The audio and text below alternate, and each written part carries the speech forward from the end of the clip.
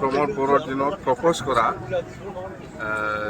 কি কয় bamboo nursery কাম প্ৰডাকশ্যন চেণ্টাৰ, এইটো আমি ফাউণ্ডেশ্যন কৰিছোঁ।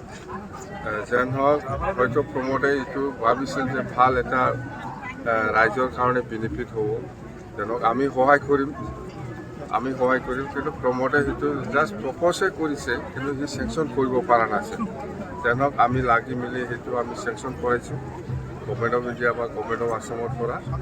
তো এই বেম্বু নাৰ্চাৰী কাম প্ৰডাকশ্যন চেণ্টাৰৰ যিটো প্ৰজেক্ট সেইটো আমি বনাম, কিন্তু আমি গভৰ্ণমেণ্টে যদি চলাই সেইটো লাষ্টিং নহ'ব, ভাল নহ'ব। সেইকাৰণে আমি আজিয়ে কৈ দিছোঁ ৰাজহুৱাভাৱে যে আমি প্ৰজেক্টটো কমপ্লিট কৰাৰ পিছত সেইটো প্ৰাইভেট পাৰ্টি লিজত দিব লাগিব, নহ'লে সেইটো লাষ্টিং হোৱাটো অসম্ভৱ। লাইচেন্স চাব, এই কাঠটো ক'ত পৰা পাইছে। কাঠ কিনাৰত আপুনি যদি ফাৰ্নিচাৰ দোকান খোলে, ফাৰ্নিচাৰৰ এই কাঠবিলাক ক'ত পৰা আহিছে, লাইচেন্সটো ক'ত, কিমানত কিনিছে। যেনিবা আপুনি 100 টকাত কিনিছে, আপোনাৰ দোকানত 1000 টকাৰ কাঠ আছে, এইটো ধৰা খাবই, এইটো ধৰা খাব।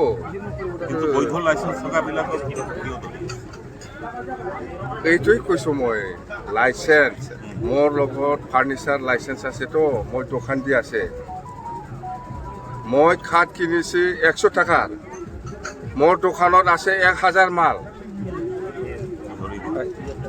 কি বেপাৰ এইটো ক'ব স্যাৰ বাজেটটো কম হ'লে কি হ'ব? কাম কৰাত মই কম নহয়, মই কৈছোঁ বাকী হ'লেও মই কৰি থাকিম কাম, পিছত দিম ডিলটো।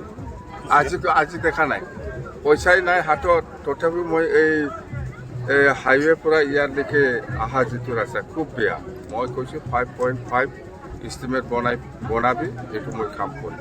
স্যাৰ এইটো শ্ৰীৰামপুৰ একদম শ্ৰীৰামপুৰ গেটত বজাৰত 7 বছৰ আপোনাৰ আগৰ আমলত এইটো বনোৱা। এইটো কোনে বনাইছিল যেনিবা? এই সময়ত মন্ত্ৰী কোন আছিল?